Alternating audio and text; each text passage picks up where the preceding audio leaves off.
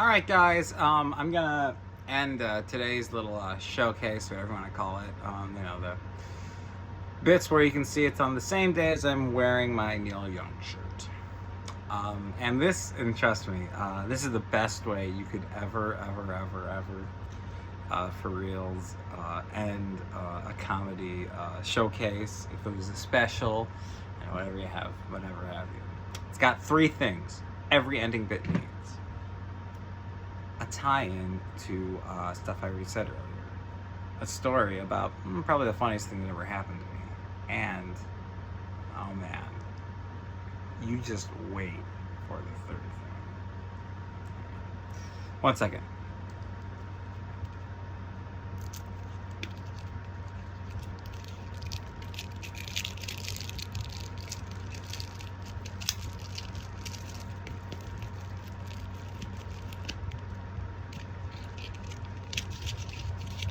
It's harder than it should be. It's one hand, but still. Okay. Okay, this part, I don't want to break any of them. It's like I bent one, but I don't want to do that. Bent what, you say? Okay. Alright. Here he comes. He only bent it a little bit. It's a little wrinkled, but yeah. See? Here we go. Oh, and the pack's eating it now. Oh, that's terrifying. Oh, no. It's Pac-Man. Anyway, I'm gonna smoke a cigarette during it.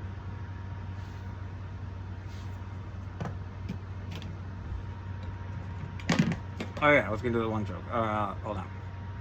Oh, not quite. Almost. Oh man, I burnt some hair doing that.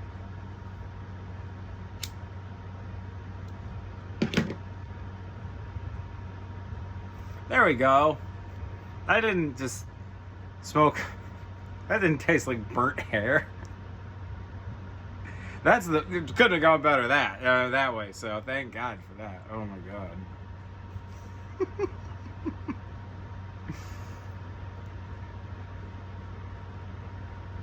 Anyway, yeah, I mean, just you know what? I realize I shouldn't be ashamed. This is how you look professional.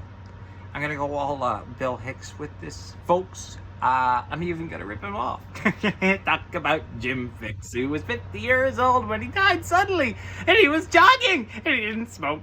And we're talking about Dennis Leary, who also ripped Bill Hicks off with this joke, because why? Because Jim Fixx was jogging, and he was 50, and cigarettes.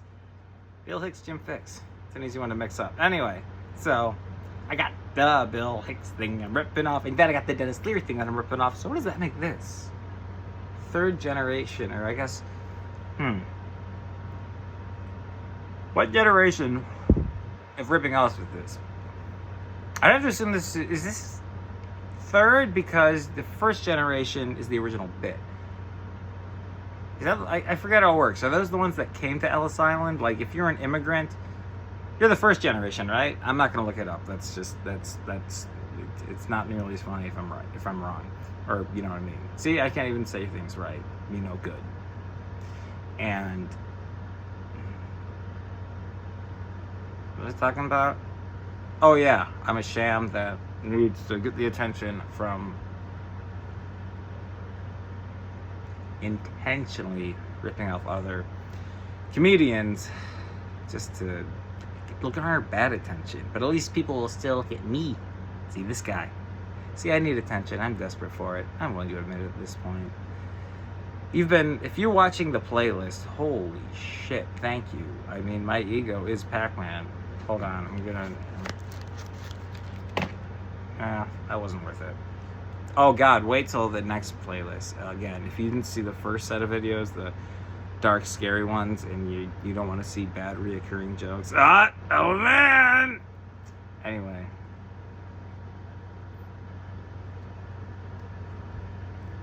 See, I need attention. I just did a smoke cloud in the camera unprompted. It's fine. It's not. It's awful. I grew up when I was a child, and I was just a little fat, hyperactive Augustus Gloop. If you'd given me Adderall then, I would have calmed the fuck down compared to how just loud, annoying, and selfish, and spoiled, and terrible. Like, I was a Donald Trump Augustus Gloop. So I guess we're going to combine the two. A Donald Trump child. It's a joke saying that Donald Trump's a fat bastard. Anyway, the joke is that Augustus Gloop is loud, selfish, fat, and annoying. So is Donald Trump. I mean, I don't need a fat shame. I mean, I do fat guys. Fat guys are gross. Fat women, anyone that knows me, hubba hubba. But fat guys, gross. So I really needed attention as a child. And,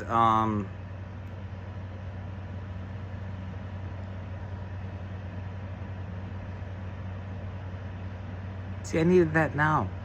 I need all this. I need it. I want it. I crave it. I admit it. I admit that I'm a narcissist in this way.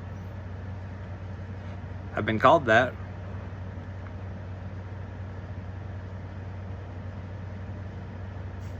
See, again, pauses. Stupid shit like that. I want it. I need it. But so does every other comedian. That's why you try to be original. That's why I'm trying to be, I guess, this some sort of, Andy Kaufman, ripping off John Mulaney's latest special. I got that too, where he talks about he's desperate for attention. I saw that live. I saw him on tour before he did that next Netflix special. So I know for sure he needs attention. So do I. See, I'm doing these impressions of other comedians. I'm doing George Carlin this whole time. Kind of sounds like I'm on cocaine this whole time. Maybe I've been ripping off too much. Or maybe I'm ripping off Lewis Black!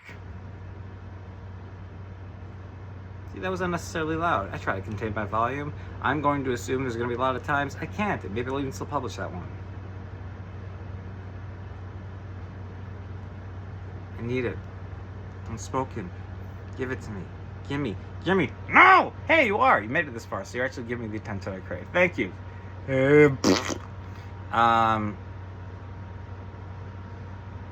See, another pause. Anyway, I grew up in a sheltered white town, you know what I mean? So back then, people, it was the 90s, early 2000s. So again, back then, if people had, they dyed their hair a different color, they had piercings, they had a lot of tattoos, it was still considered, a cry for attention. That's what I thought it was. Everyone did. And now, that's just the status quo. You find a person under 25 that doesn't, at least have some sort of, body modification. They're easily in the minority, which is fine. Who cares? It's part of the status quo. We don't think about it anymore. It's fine. And it also makes me think, shit. Even though I was an anxious little turtle that everyone hated in high school because I looked like a school shooter, but I was the school's PC principal, that you could say anything like, man, the weather's great, and I'd be like, Bush is a war criminal, and I've got this wristband about the atrocities in the Sudan, and I don't even know what's going on. I did. So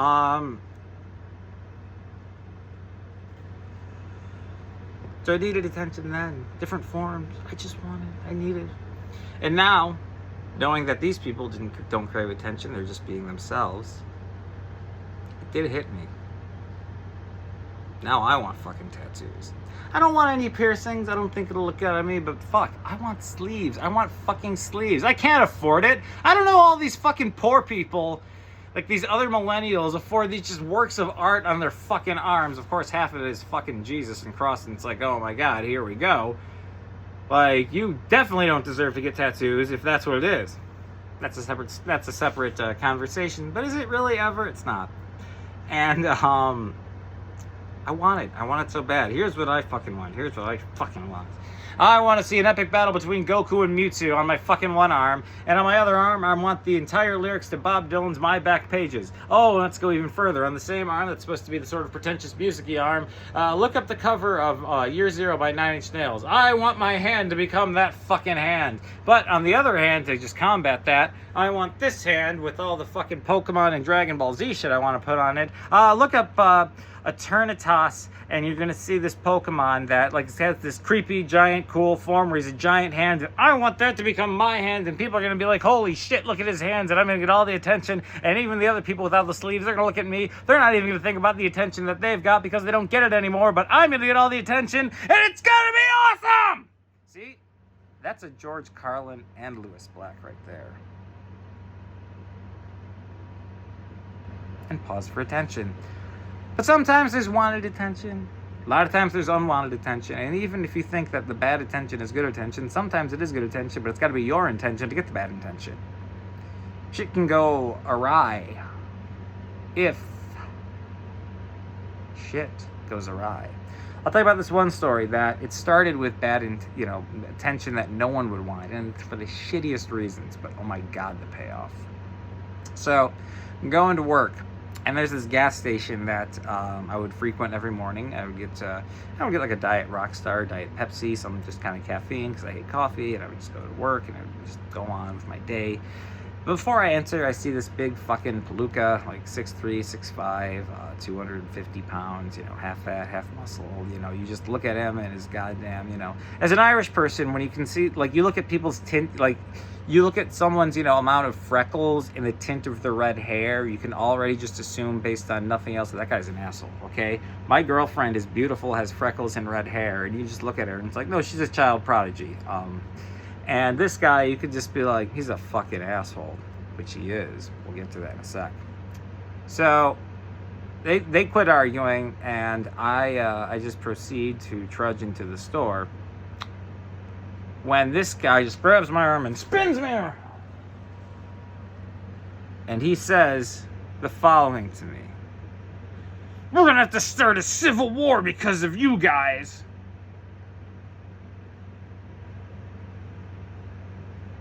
Did you see my eye rolling? Huh? Now, unfortunately, I knew right away what he was talking about because at the time I was wearing a Black Lives Matter beanie. And so I have two choices. I can either get my ass kicked, have my dick ripped off, stuck inside of my ass, which has already been kicked and bruised, and now it's going to be extra bruised, and I don't know if I'm not going to be able to feel my dick because it's been separated from my torso, but you know what? I'm mentally going to be like, ow, my dick is getting chopped up. I don't know, he's going to chop my dick and stuff up my butt. His butt. Shit's going to go down. I usually try to have something written for that kind of stuff. Anyway, so he's talking about civil war, and people like me, we're always just protesting, we're rioting, we're destroying cities. Meanwhile, this guy also won't say that his reaction to it is a civil war. Which, after I decide to stick around for a minute to, defend not being racist, glasses are gross, so I can do that with one hand. I'm getting into it a little bit, so he takes my beanie, he just grabs it and he chucks it across the gas station. The average person would just sort of grab it, maybe go back to their car, run for their life, because they know they're not wearing an impenetrable cup, a chastity belt that he can grab and stuck his dick up your ass, or just whatever the fuck I was trying to say earlier. Let's see how it looks. No.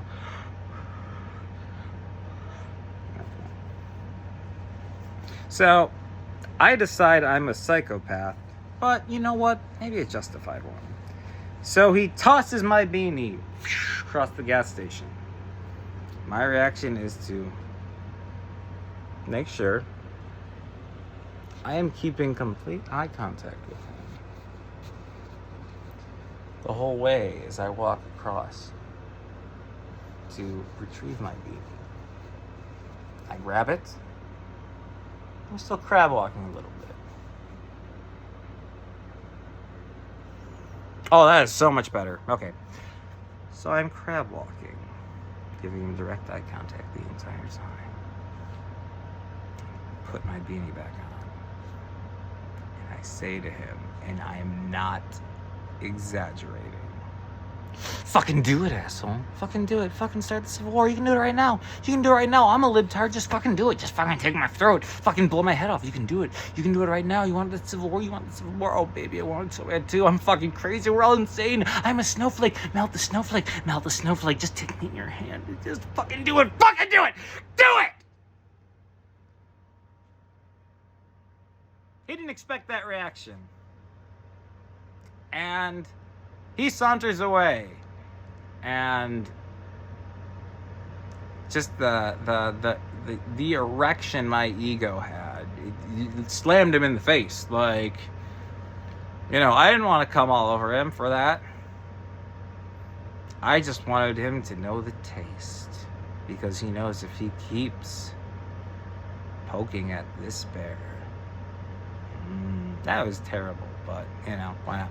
And so he's sauntering away, and he's still just like trying to make his points, but he's doing it this kind of phrasing. And I actually realized I did scare the shit out of him. So I realized there's only one other thing I could do that would scare the piss out of him even more. I say to him, this isn't verbatim, the other thing was more verbatim. I say to him, "Good day, sir. I'm glad we could have this exchange of political views and we were able to leave on good terms. I hope that we meet again. We are able to have this kind of a dialogue and, all the shit that Joe Biden used to say about reaching across the aisle." Like, he shut the fuck up and he started power walking out there. He bolted. Like, he was just like, and oh God, yes. But folks, it gets better. It gets so much better. So, I have this confrontation. I go into the gas station. I go to the store. I see the poor little guy behind the counter. And he's Muslim. And I because I'm white, I noticed that. As I'm sure the previous guy did. So I say to him, because I'm assuming that, and I try to do that white person thing where it's like, it's obvious I'm trying to bring up the fact that he's probably racist. And I succeed with that. And probably the Black Lives Matter helps in the fact that he heard me screaming at this guy, kill me. I'm on camera. I'll be a martyr for my cause. I was... I got to make things even better. The awkward pauses. And so I'm just saying to the Muslim guy, I'm just like, I am sorry you probably had to deal with that. That must have been way worse for you, in so many words. And his reaction, and the saddest thing in the world is, happens. And he says that reaction because it happens. It happens all the time. It clearly fucking happens. Systemic, desire for me to just be eradicated and die. Because let's be honest, you don't threaten civil war unless you want us to die. I'm tired of this whole idea that, we can reach across the aisle and conserve. No, read Tucker Carlson's, leaked tweets. These people want us to die. Here's the difference between the right and the left. The left don't want any of us to die painfully, whether it's global warming, guns, war, anything. The right wants us all to die painfully and to be the ones stomping on our nuts, or at the very least shooting it with their machine guns and saying, hey, whose dying hands are being pried because of this gun? And you'll be like, that doesn't make any fucking sense. I get it. You say, pry this gun for my dying hands. You'll have just enough energy within you to try to make the guy look like an idiot. And then he'll say, shut up, it'll blow you off in the face, and you'll at least die with some satisfaction. And he'll go his entire life saying all these awkward pauses in his head. So he says, it happens all the time, I'm really sad. Are you ready for the punchline? So, what was the argument between this hero for the right? He had easily 50 to 75 pounds on me, at least 3 to 4 inches. He would have gotten to Nancy Pelosi like it was nothing. What was his quarrel with this poor old man? Well, when you enter the store, there's a sign that says, I believe it was either Bud or Coors. I think it was like some shitty, domestic beer industry. That 12 packs of their variety hard seltzers were on sale for $11.99 when he went to go buy it. And this is at 8:30 in the morning, keep in hand. I'm on my commute to work. He said they're actually $12.99. And so chaos ensued because this tough fucking macho, how everyone pictures Trump looks on those NFTs, couldn't get his precious hard seltzer because capitalism is screwing him out of that fucking dollar. Now, as someone that has had really bad troubles with alcohol, do you have any idea how much I wish I could have just, during my rant, just taken a fucking bottle of Pinnacle, fucking downed it, and then be like, guess what, asshole? I'm melting this snowflake myself. Go get your hard seltzer. And knowing that this insurrectionist couldn't get his hard seltzer at 8:30 in the morning, as an alcoholic myself, was the funniest fucking thing that ever happened to me. And I hope that that story was for you. It wasn't, but those guys are pussies. Not to keep using that word, but I want them to be the ones to hear it. I don't want the people that, are offended by it to hear it. Because eventually I'm going to hear it from them, and I'll deserve it. I am just like, again, I want attention. I want the dialogue. I want the conversation. Because we're not going to have there's a lot of conversations we're just never going to have. We're just, this whole reaching across the aisle thing is bullshit. The conversations have been had. We already know what it is. We already know that all the human rights that the Supreme Court is rejecting, the conversation's over. And for whatever reason, they're, going against it. So the point is, I'm trying to defend being able to say the word Percy, and especially trying to defend being able to say retard. No.